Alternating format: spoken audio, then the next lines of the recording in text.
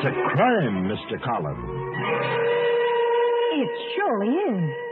After all, if it meant saving your husband's life, you'd be happy to become a ghost for a few minutes. Now, wouldn't you? That is, of course, if your husband happened to be Greg Collins, the famous private detective, and you happen to be his wife, Gail, and... Oh, look, I'll be back in a minute to set the stage for our puzzling crime.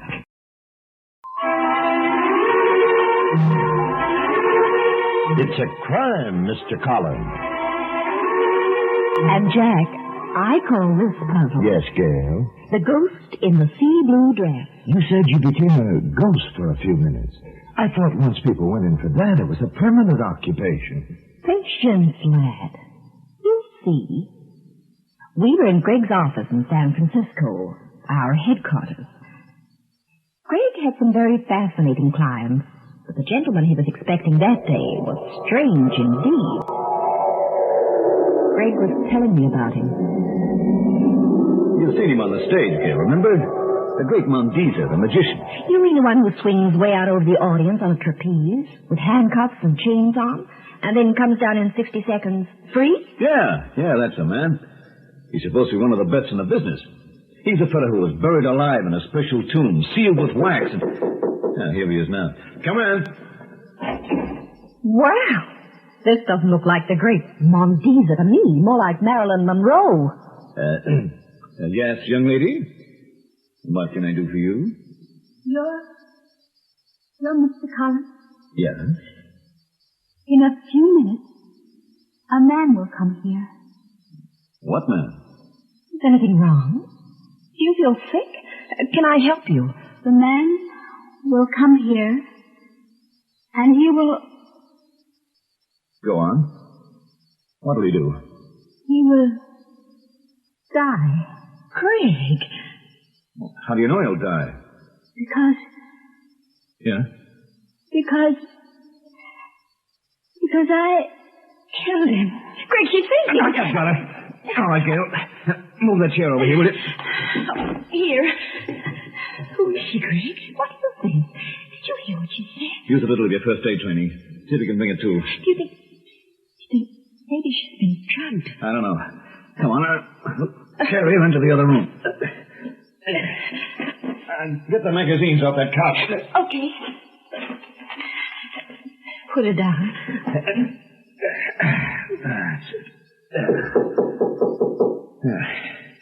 Now, there's our friend the magician, Mr. Mondiza. It's time for his appointment. Stay with her, Gail. I'll shut this door. Don't be long. Come in.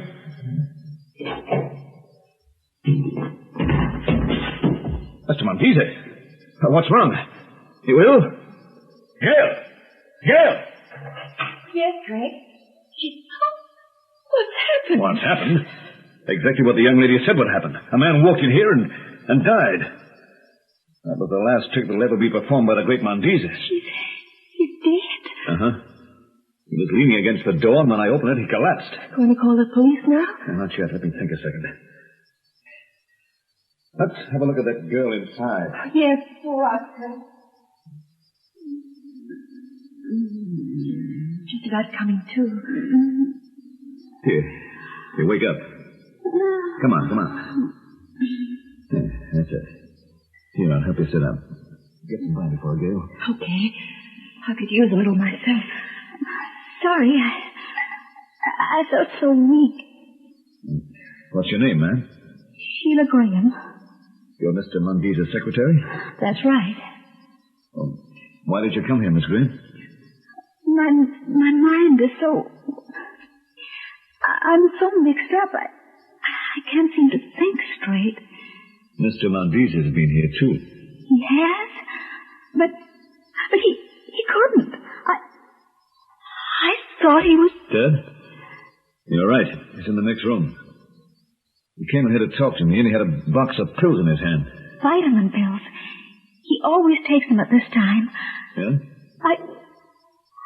I poisoned those pills. I think I told you when I came in. I killed him. I killed him, I tell you. Easy now, easy. And why did you do it? When? How? Well, I can't remember. Something's wrong with me. I can't remember anything. The thoughts keep going around in my head. He sent me to see Donaldo. The spiritualist? Yes. He was going to expose him as a fake. Greg, why don't you let her rest a while? Yeah, we're not doing too well with her in this state. Now lie back, Miss Graham. That's it. Now, just calm down. I killed him. I murdered Mandisa. I came to confess. I came to confess. I don't understand it, Greg. She seems to be under the influence of a drug or something. I think I got it figured, Gail. Just come outside. Let her rest. That's it. She said Mandisa sent her to see Donaldo, the spiritualist. Mandisa was planning an exposure to Donaldo. He must have sent the girl over to see what she could find out. Where does that lead us? I keep wondering why anyone would actually walk into a detective's office and admit to committing murder. Well, it happened. How do you explain it? Gail, did you ever hear of post-hypnotic suggestion? No. It's a very weird, amazing trick. When you get hypnotized, the person who is hypnotized, he can order you to do something hours later. Anytime after you've been released from the spell. Then will a person who was hypnotized really do it? Sure. For instance, you could be told while still in a hypnotic state that tomorrow at 5 you're to stand on your head. Sure enough, the next day at 5 you'll try to stand on your head. Just like that, all of a sudden. You wouldn't know why the devil you wanted to either. I'm beginning to see what you mean, Greg. You think Donaldo killed Mandisa. Then by using this post-hypnotic suggestion, he hypnotized Miss Graham. Told her to come here and confess. Well, that's a theory, anyway. Well, now we'll call the police, huh? No, not yet. That girl's on the spot. We've got to find out more. You take Miss Graham, check into the Berkeley Carlton Hotel. Use 2 other names and stay there with her. Right. Don't let her go out. Don't answer the phone. Just sit there till you hear from me. Where are you going? To see Donaldo. I just remembered. I have an Uncle Ephraim who died about 5 years ago. Fine old chap. I'd like to speak to him. Maybe Donaldo can arrange it. Dear old Uncle Ephraim. Keep your ears pinned, friends. We'll be back in a minute with more of the story. I took Sheila Graham and I booked us in at the Berkeley Carlton under assumed names. Meantime, Greg went to Donaldo's office. It wasn't an office, really.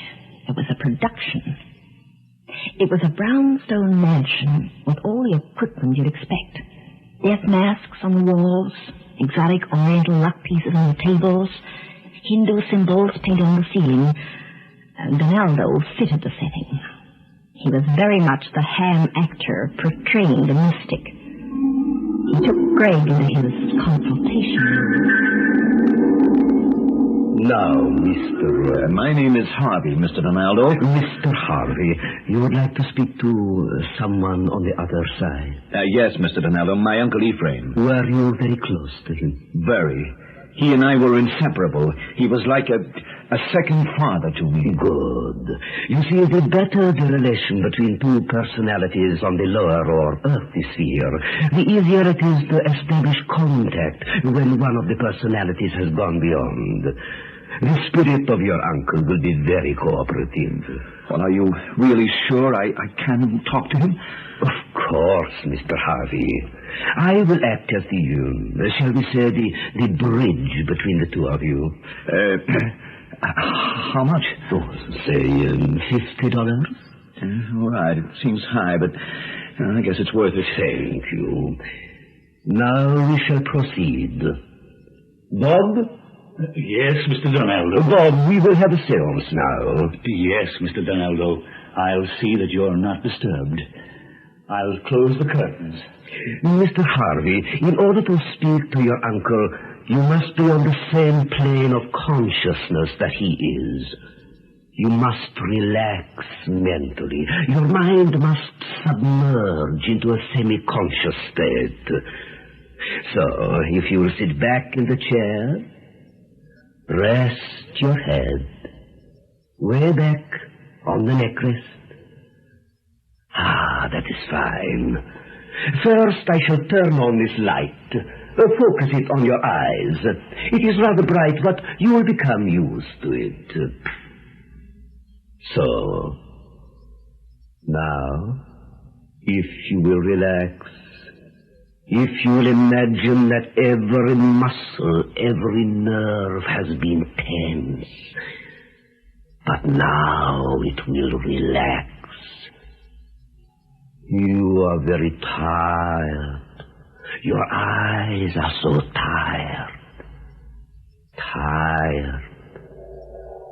Concentrate on how you are relaxing from the top of your head down to your feet. A wave of rest engulfs you. You are tired. Mr. Harvey, speak to me. Speak to me. How is he? Did you hypnotize him? We shall see. Mr. Harvey, speak to me. I don't want to speak. Just rest. Just rest. Good. Now, the microphone, Bob. Go ahead. It's outside. Hurry. Okay, boss. Okay. Listen now, Mr. Harvey.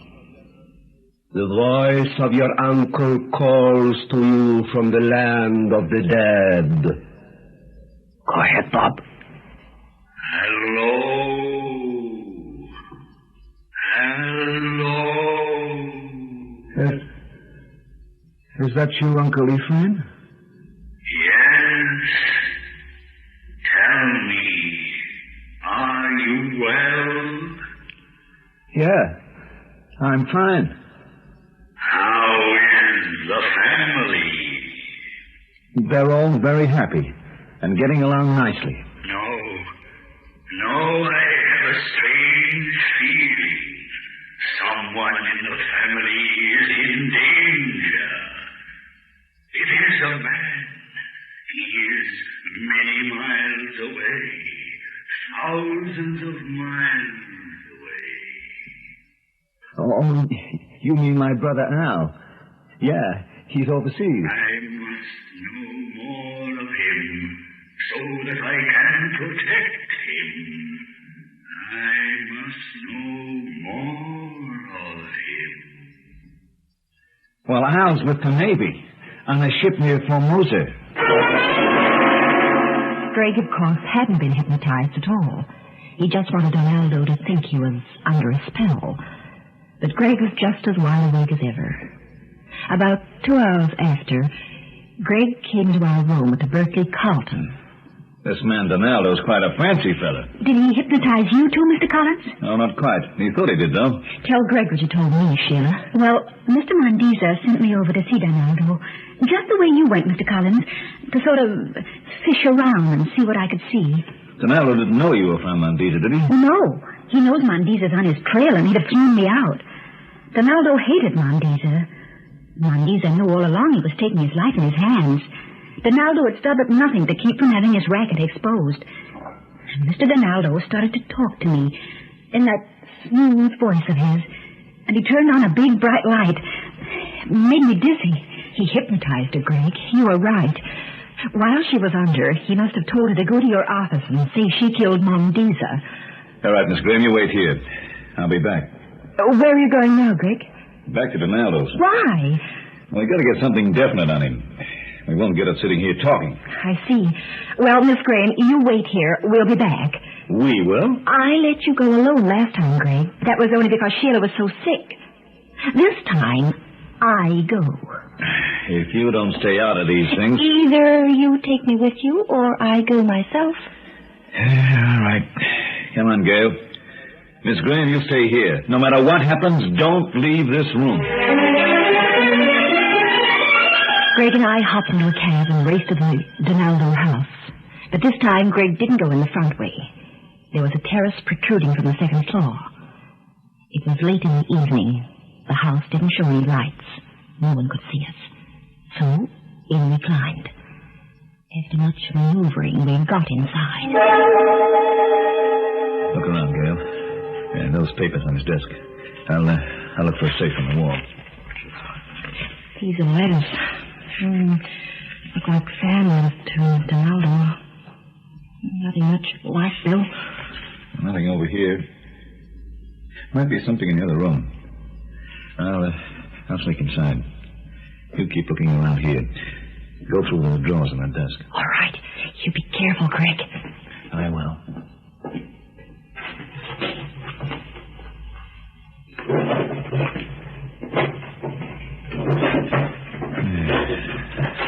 Nothing there. Well, I better try this side. Looking for something, Mr. Harvey? Yes, Donaldo. My Uncle Ephraim always used to give me cookies when I was a boy. Though it may be he left some for me at his last visit. Stay right where you are, Harvey. Wicked-looking knife you have in your hand.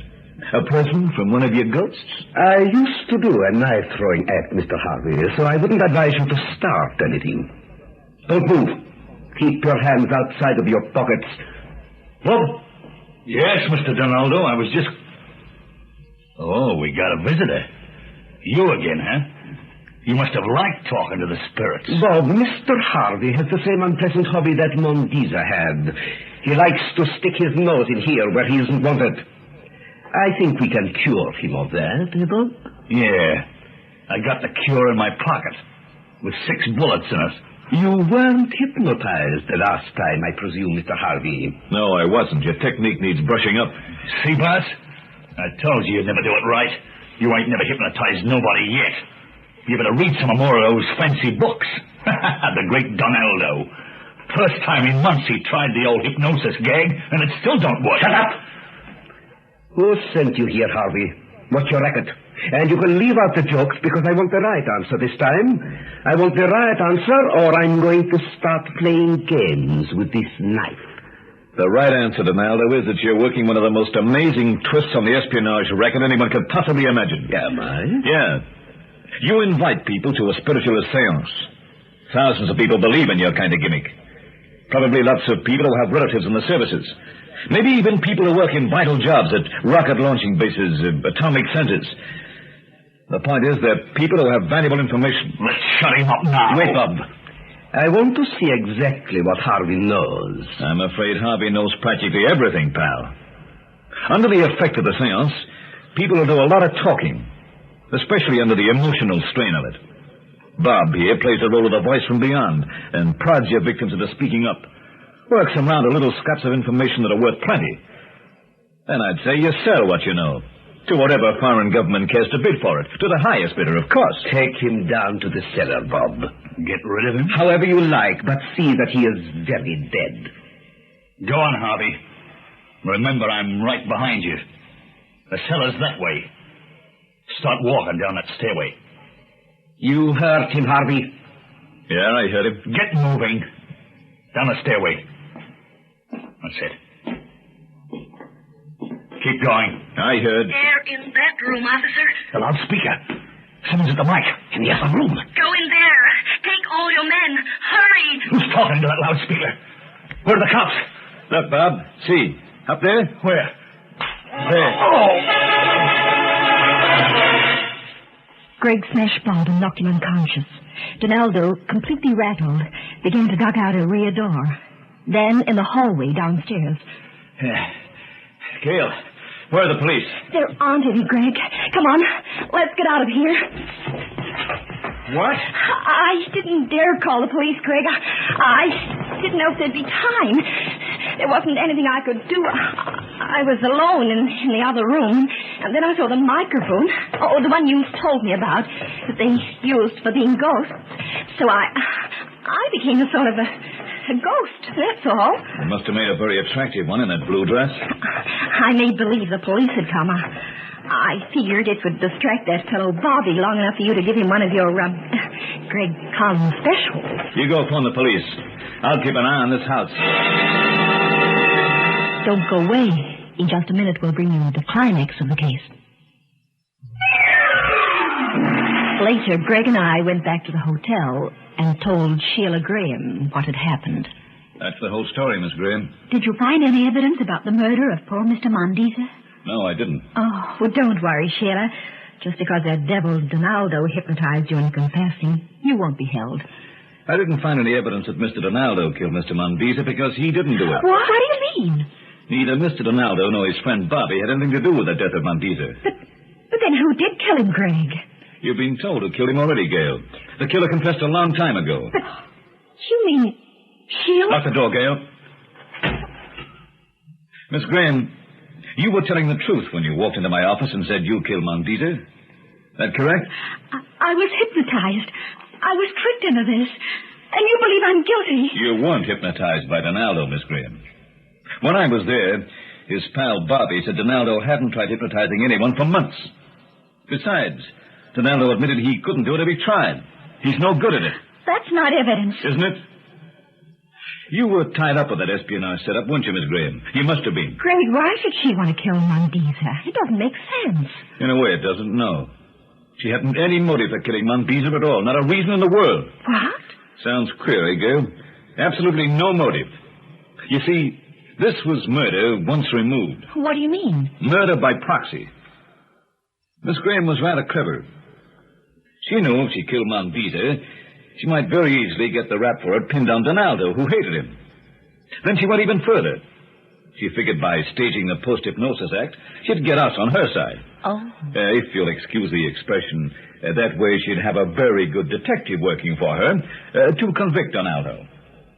She'd get the state to do away with Donaldo, see? But if she killed him herself, she'd be suspected. Very beautifully rigged, Miss Graham, but not quite perfect. You've an ingenious husband, Mrs. Collins. I had the police pick up Donaldo. Now I'm calling him about you, Miss Graham. Are you going to try matching your story against mine? No. No, I'm not. As you said, I'm not exactly stupid. Tell me, why did you want Donaldo to die? You were in on a very cushy racket, probably cleaning up. It was a kind of insanity, I guess. It was the game I was in. I loved the excitement of it. Mondeesa was getting too close to the real answers. Your husband was right, Mrs. Collins. I had a good scheme to get rid of everybody this way. Just wasn't good enough, I guess. Just sit there, Miss Graham. Hand me that phone, Gail. Tommy rang the police. After we turned Sheila in, Greg and I went home to our apartment with that exquisite, dreamy picture window view of San Francisco Bay. Greg didn't relax as usual, though. He'd collected a pile of mysterious things. What's this, Gail? Greg Collins, what are you doing with all that junk? I am about to do a very fancy trick. I read about it in a book by the great Mondeesa. Now, you take these 6 glasses, you see? Mm-hmm. And then you put them in a row, this way. Then you put the playing cards on top, like this. Uh-huh. Now what? Then the black cloth is thrown over the whole thing. So? Now. Yes? Now, turn out the lights. Okay. Now, go over to the window. Right. Keep your eyes on the stars up there. See them? Uh-huh. Next. What's next? Next. You kiss me. Oh, remarkable trick, Mr. Collins. Remarkable. It is magic, isn't it?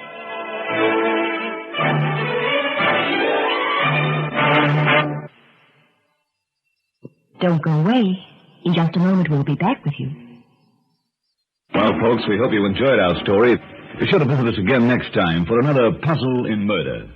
For where there is crime and romance, there you'll find Mr. And Mrs. Collins.